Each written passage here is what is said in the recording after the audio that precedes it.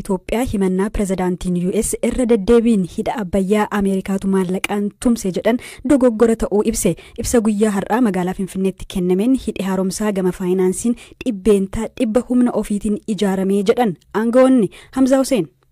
Haasaan pirezidaantiin Ameerikaa Doonaald Tiraamp biyyi isaanii ijaarsa haaromsaaf gargaarsa maallaqaa taasisteerti jechuun dubbatan dogoggora jechuun Itoophiyaan deebii kenniteetti. Hidhi haaromsaa guddichi Itoophiyaan liqaas ta'e gargaarsa alaa tokkoyyuu malee guutummaatti humna mootummaa fi uummata Itoophiyaan ijaaramuu aangawoonni biyyattii himaniiru. Pirezidaantiin Ameerikaa Doonaald Tiraamp tibbana irra deddeebiin yeroo sadii Ameerikaan hidha haaromsaa guddicha Itoophiyaaf deeggarsa maallaqaa gochuu ishee dubbataniiru.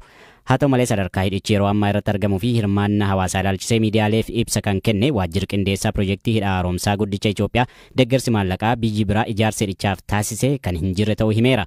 Ibsicha miidiyaaleef kennan hojii geggeessituu taantuun waajjirichaa adde Fiqirtee Taamir ፕሮጀክቲchi ጉቱማት ሁምነ ቢየቲና ከጃራሚ ኢብሱን ዱቢ ትራምፕ ዴቢ ከነኒሩ ፕሮጀክቱ በፋይናንስ በኩል በመቶ በራስ አቅም ማለትም ያለምንም የውጭ እርዳታና ብድር Projektichi gam faayinaansiin ark dhibba keessaa dhibbaa hun biyyaatiin jechuunis deeggarsaa fi liqii biyya tokko malee tumsa mootummaa fi uummataan kan ijaarame yoo ta'u hidhi kunin sadarkaa kan erga fi lammiileen Itoophiyaa yaadan humnaan maallaqaan beekumsaan gam dippiloomaasii hawaasaan akkasumas gam eegumsi naannoon gumaachanii jiru. Dhimma Doonaald Tiraamp dubbatan jedhamirraatti mootummaan fageessee yaaduun gad fageenan erga xinxaleen booda deebii dippiloomaasii hin kennu. Abbaan fedhee lafa ka'ee waa'ee biyyaa yaada isaa kennuu hin danda'u. Akka mootummaatti gara fuulduraatti ibsi bal'aa fi iftaa'ee hin kennamu.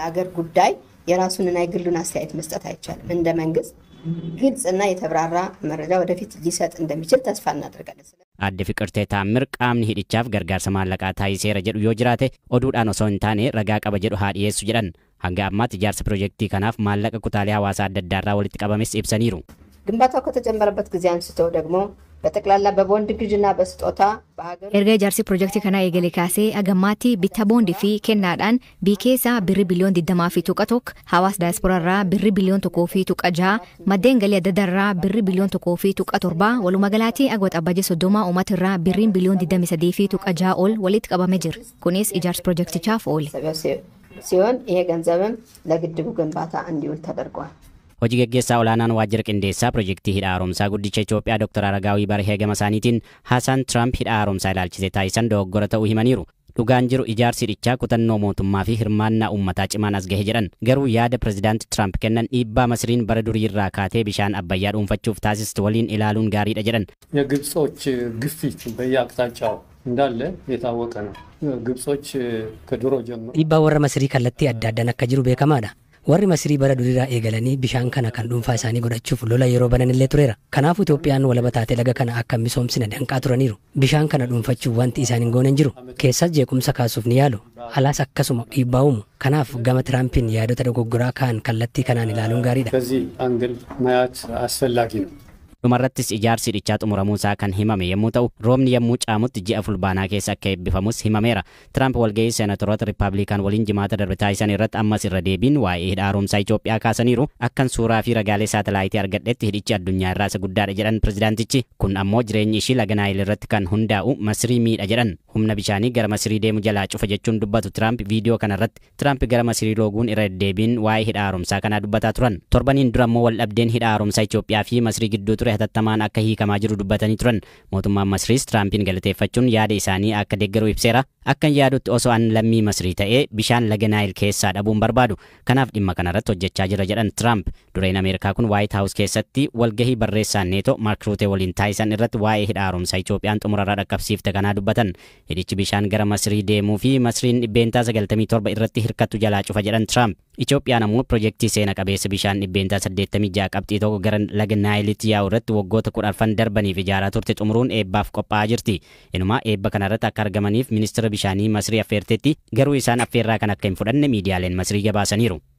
Yeroo pirezidaantiin Ameerikaa Doonaald Tiraamp dhimma hidha haaromsaa Itoophiyaa ilaalchisuun dubbii falmisiisaa dubbataa jiranitti ministeerri muummee Itoophiyaa Abiyyi Ahmedii fi ministeerri dhimma alaa US Marco Rubio mari'ataniiru. Aangoonni lameen galma waloo nageenyaa fi guddina dinagdee Itoophiyaa fi gaanfa Afrikaa ilaalchisuun bilbilaan mari'achuu dubbii himtuu Taamii Bruus waabeeffachuun ministeerri dhimma alaa US ibse. Akka ibsa ministeera dhimma alaa kanaatti Rubiyoon haaromsa dinagdee Itoophiyaan taasifte kan dinqisiifatan yoo ta'u Tigraay godina kibbaa keessatti jijjiiramni hooggansaa taasifamaa akka jiru pirezidaantiin bulchiinsa yeroo Tigraay Leetanaal Jeneraal Taaddasa Waradaa beeksisaniiru.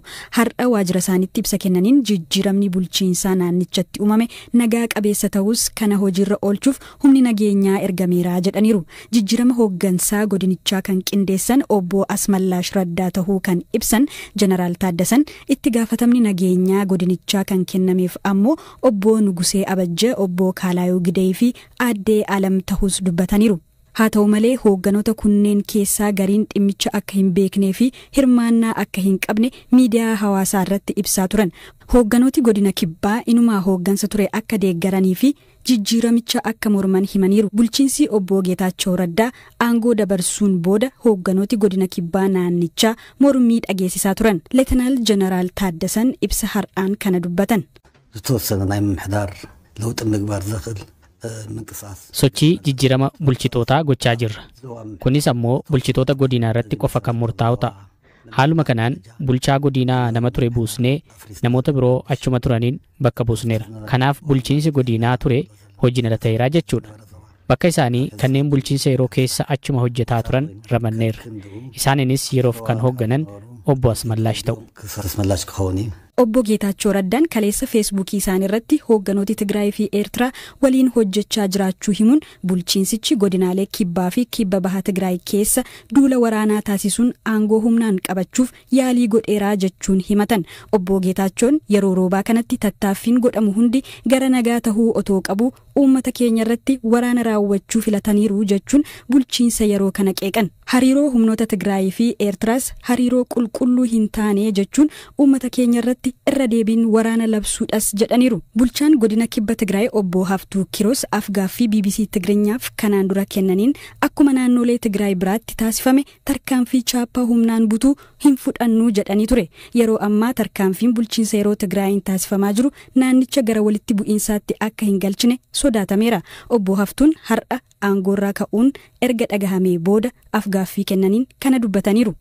زبادو تجراي أكاد تجرايو تناي ملك جوجل زدفعو ناي جزياو محدار تاب تمال مشات جميرو نويش جزية الليمون godinni kun qaama Tigraayidha. Gariin abbaa irree bulchiinsa yeroo waan yeroo dheeraaf yaadaa ture kaleessa hojiirra oolchuu jalqabeera. Kaleessaa qabee bulchiinsa kana diiguuf hojjetamaa jira. Kanaan dura chaappaatuudhaan waan iddoo biraatti raawwachuuf yaalan amma seera qabeessa fakkeessuuf poolisiin seenan. Kanaan dura waraana ture kan isaan ergan amma garuu poolisii ergan. Kaleessa galgala sa'aatii 3 irratti humni kora bittinneessaa Maqaleerraa ka'e naannoo Mahoonii fi Maayicaaw galeera. Uummanni akka mormuu fi akka isaan hin fudhanne gatii beekaniif waraana aarmii 33 gara naannichaa seeqsaniiru. Kana qofa osoo hin taane loltuu naannoo sana ture humni isaa akka jabaatu taasifameera. Kanaaf bulchiinsicha humnaan to'ataniiru. Bulchiinsa jijjiiruun waan haaraa miti. Poolisiinis waraannis hin barbaachisu. Mariidhaan ta'uu danda'a ture. Bulchiinsi yeroo amma jiru garuu kana gochuu waan hin barbaanneef humnaan hojjechaa jira. Kanaaf bakka buusaa osoo hin taane bittinsaadha kan isaan jiran. Waan waajjira keessa jiru hunda to'ataniiru. Kana jechuun bu'uura misooma godinicha bulchuu danda'u diriirsaniiru jechuudha. Bulchiinsa geeddaruuf akka sababaatti kan dhiyeessan balaa Tigraay mudachuu danda'u irraa baraaruu fi haqaan tarkaanfachiisuu kan jedhudha. Kanaaf balaan ijoo Tigraay namootaaf ni kana dha'a jechuudha. Ani yeroo ammaa kana waajjiraa ba'een dargaggoota, jaarsolee biyyaa fi humnoota nageenyaa wajjin godinicha qindeessaan jira. Waraana gatii galchaniif bulchaa jiru jechuu miti. Kaayyoo Tigraayin adda addaa qooduu yoo qabaate malee godina Tigraay keessatti kun godhamuu hin danda'u. Kibba Tigraay keessa sochii waraanaa godhamu sarara deemaarra jechuudha. Deebii uummatni kennu booreef iftaan arguun ni danda'ama. Humnaaf deebiinsaa humnadha. Uummanni keenya ibidda ta'ee humni kun godina kanarraa miillisaa akka hin dhaabbannee fi dugda Tigraay hundarraa bara baraan akka bu'uuf hojjetaa jirra. Obbo Geetaachoon pirezidaantii bulchiinsa yeroo Tigraay yeroo turanitti hoogganooti olaanoo humnoota Tigraay iddoowwan naannichaa garaagaraa keessatti humnaan jijjiirama hooggansaa gochuudhaaf yaaluun isaaniin yaadatama. Kana boodas mootummaa federaalaa waggaa 2 kan tajaajilan obbo Geetaachoon ka'uun Leetanaal Jeneraal Taaddasan muudamaniiru.